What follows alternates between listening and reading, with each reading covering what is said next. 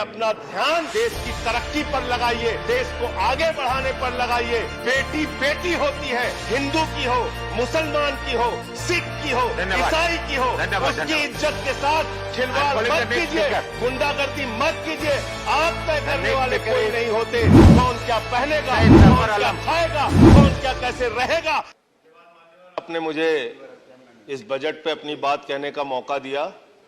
Sir, मैं इस budget पे और इनके डिजिटल इंडिया पे राजीव जी की एक कविता है, वो एक बड़े अच्छे कवि हैं, उन्होंने लिखा है, वो सदन के सामने सुनाना चाहूंगा। खाओ डिजिटल, गाओ डिजिटल, देश का बैंड बजाओ डिजिटल, रुपया डिजिटल, बैंक भी डिजिटल और सेना का टैंक भी डिजिटल। बच्चे पाए डिजिटल शिक्षा और फिर मांगे डिजिटल भिक्षा। बच्चे पाए डिजिटल शिक्षा और फिर मांगे डिजिटल भिक्षा।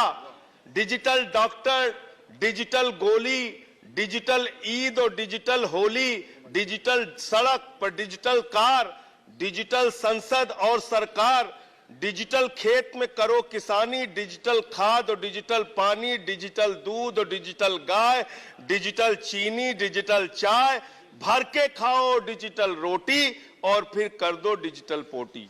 ये इस बजट के बारे में एक कवि की प्रतिक्रिया है मान्यवर। और जो इस सरकार के दावे हैं, अब उस पर थोड़ी बात कर लेते हैं मान्यवर। इन्होंने कहा है कि 60 लाख नौकरियां देंगे। मैं पूछना चाहता हूं, आपने तो स्वयं स्वीकार कर लिया, पहले तो आप 2-2 करोड़ करके लोगों को मूर्ख बनाते रहे और अब आप खुद स्वीकार कर रहे हैं कि 2 करोड़ आपके बस की नहीं है। अब आप 60 लाख नौकरियां देने की बात कह रहे हैं। और आप नौकरियां कैसे दे रहे हैं नौजवानों को मान्यवर? 35,000 रेलवे भर्ती के लिए 1 करोड़ नौजवानों ने उसमें फॉर्म भरा और उसके बाद जब उसका परिणाम आता है उसमें घोटाला और गड़बड़ी की जाती है। जब वो नौजवान सड़क पर नौकरी मांगने के लिए निकलते हैं, उनको लाठियों से पिटवाया जाता है प्रयागराज में, उनको पटना में लाठियों से पिटवाया जाता है। घर में घुस के लाठियों से पीट पीट के आप नौकरी दे रहे हैं, आंसू गैस के गोले छोड़ छोड़ के आप नौकरी दे रहे हैं। आप कर्मचारियों की बात इस बजट में कर लीजिए मान्यवर। जब कर्मचारियों की चर्चा होती है, पूरे देश के कर्मचारियों की एक ही मांग है, पुरानी पेंशन की बहाली की जाए, पुरानी पेंशन की बहाली की जाए। 40 दिन कोई सांसद और विधायक रह लेता है, पूरे जीवन भर उसको पेंशन मिलती है। 40 साल कोई कर्मचारी नौकरी करता है, उसकी पेंशन आपने खत्म कर दी। पेंशन तो छोड़िए, टैक्स के राहत की उम्मीद थी कर्मचारियों को, आपने इस बजट में वो भी नहीं दिया। इसके साथ साथ मान्यवर, आपने इस बजट में किया क्या है? 22 तक सबको घर देने की आपकी योजना थी। वो 22 तक घर देने की योजना भी पूरी तरीके से जमीन पर उतर के नहीं आई, वो भी फेल साबित हुई।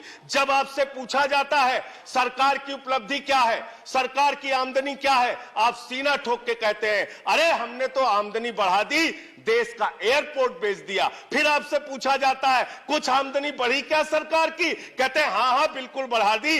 Steel Authority of India Limited बेच दिया, कोल इंडिया बेच दिया, बीपीसीएल बेच दिया, एलआईसी बेच दिया, बैंक बेच दिया, पोर्ट बेच दिया, सब कुछ बेचने का काम किया। ये आपका मेक इन इंडिया है, ये आपका डिजिटल इंडिया है। मान्यवर, मैं खत्म कर रहा हूं मान्यवर। मैं मनरेगा की आप बड़ी पीठ थपथपाते हैं अपनी। मनरेगा की चर्चा बहुत होती है, मनरेगा का बजट आपने खत्म कर दिया, खाद की सब्सिडी आपने कम कर दी। इसका मतलब जो गरीबों को अन्न देने की योजना है, वो भी योजना एकमात्र आपकी दिखावा है और मार्च के बाद गरीबों को अनाज हिंदुस्तान में मिलना बंद हो जाएगा। अंत में आपके माध्यम से एक ही सरकार से अनुरोध करना चाहूंगा कि अपना ध्यान देश की तरक्की पर लगाइए, देश को आगे बढ़ाने पर लगाइए। बेटी बेटी होती है, हिंदू की हो, मुसलमान की हो, सिख की हो, ईसाई की हो, उसकी इज्जत के साथ खिलवाड़ मत कीजिए, गुंडागर्दी मत कीजिए। आप तय करने वाले कोई नहीं होते। कौन क्या पहनेगा, कौन क्या खाएगा, कौन क्या कैसे रहेगा, कौन।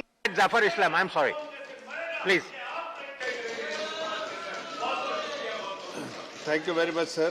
First of all, I would